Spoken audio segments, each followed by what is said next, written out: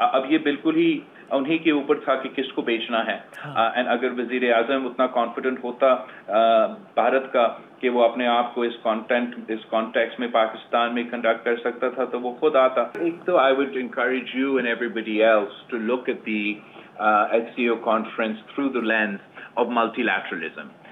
ये SCO की conference के अपने रूल्स के मुताबिक हम अपने बायलैटरल इश्यूज को इस कॉन्फ्रेंस के कॉन्टेक्स्ट में नहीं उठा सकते। अब ये बिल्कुल ही उन्हीं के ऊपर था कि किसको बेचना है।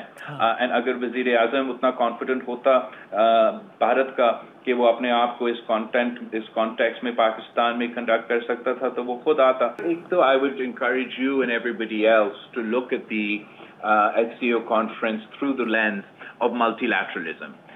ये SCO की कॉन्फ्रेंस के अपने रूल्स के मुताबिक हम अपने बायलैटरल इश्यूज को इस कॉन्फ्रेंस के कॉन्टेक्स्ट में नहीं उठा सकते।